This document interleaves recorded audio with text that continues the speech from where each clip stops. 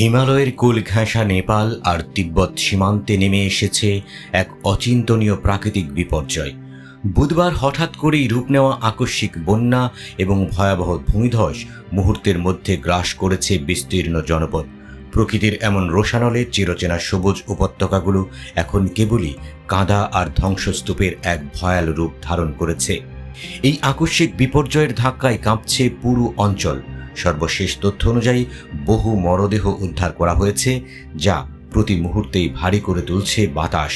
এর চেয়ে বড় আতঙ্ক হয়ে দেখা দিয়েছে নিখোঁজ মানুষের সন্ধান, যেখানে 4 শতাধিক মানুষ এখনও চরম অনিশ্চয়তার মধ্যে রয়েছেন। নিখোঁজ এই মানুষের তালিকায় রয়েছে যুক্তরাষ্ট্র, ভারত, অস্ট্রেলিয়া, যুক্তরাজ্য ও মালয়েশিয়া সহ বিভিন্ন দেশের প্রায় 3 শতাধিক নাগরিক। দুর্গম পাহাড়ি এই অঞ্চলে ঠিক কী ঘটেছিল তার পূর্ণাঙ্গ চিত্র এখনও উদ্ধার করা সম্ভব হয়নি, কারণ যোগাযোগ ব্যবস্থা ভেঙে পড়ায় অনেক এলাকায় পৌঁছানোই অসম্ভব হয়ে পড়েছে।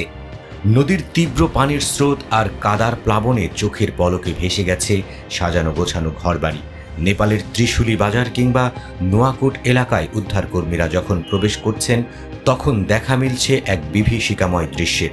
কাদামাটির নিচে সম্পূর্ণ তলিয়ে থাকা বাড়ির কেবল ছাদগুলো কোনো রকমে মাথা উঁচু করে আছে।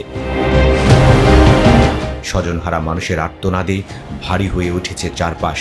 অনেকেই সকালে প্রিয়জনদের ফোন পেয়ে স্তব্ধ হয়ে গেছেন, যেখানে শোনা গেছে শুধু কান্নার রোল আর ঘরবাড়ি ভেসে যাওয়ার করুণ আকুতি। চোখের সামনে আপনজনদের হারিয়ে যাওয়ার এই বেদনা সমগ্র মানবতাকে নাড়িয়ে দিচ্ছে। এই প্রলয় ভাঙচুর চালিয়েছে দেশটির বিদ্যুৎ অবকাঠামোর উপর।